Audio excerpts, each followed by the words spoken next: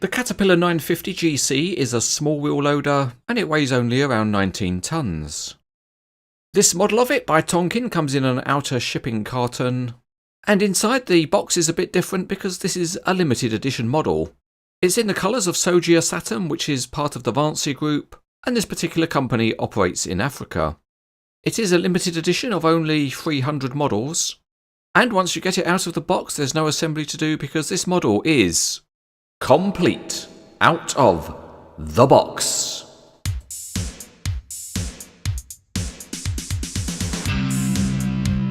Starting underneath, there's some simple detailing of the axles and drive shafts, but the rubber tyres have a good tread pattern and they're mounted on nice detailed wheels. At the rear, the mesh grille pattern is produced by Graphics, which looks better than if it was plain. The pivot point is detailed fairly simply because there's no drive shafts or hydraulic hoses. The metal handrails are good, and inside the cab the Cat logo is not printed on the seat back. In fact, you won't find Caterpillar mentioned anywhere on the model or on the box, and that's presumably the result of a Caterpillar licensing restriction. The loader arm has some large rivets in it, but at least they're painted, and the metal rock bucket is a decent casting.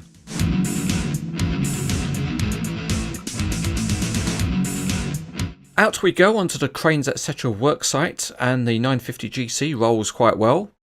And once again the super realistic hand lifts it up to take a look underneath.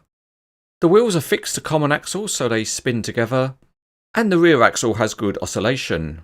The steering angle is also good with the steering rams being stiff, but because the wheels don't turn independently, the model tends to skid a bit on a tight turn.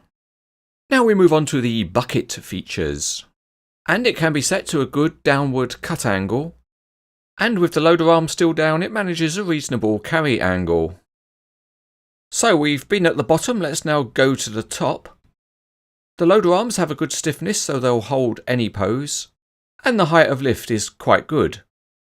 The last feature to check is the tipping angle, and although it's probably a little bit shallow, it's quite good nonetheless. Now it's time for the genuine imitation real life test. And here the 950 loads a high-sided truck from the Sogea Satom fleet.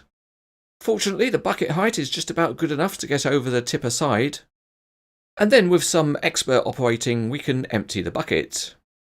The very high skill level then continues as we straighten the bucket and reverse away the wheel loader.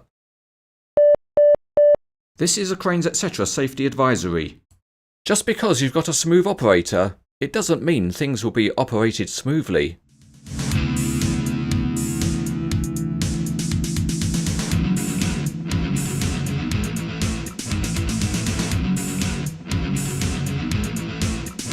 It's always good to see a model in company colours even if the Caterpillar has to be in disguise. This model from Tonkin is quite solid and robust and looks good in the colours of Sogea Satom. And although it's only made in a limited edition of 300 models, it's very reasonably priced. So overall as a wheel loader, it's highly recommended.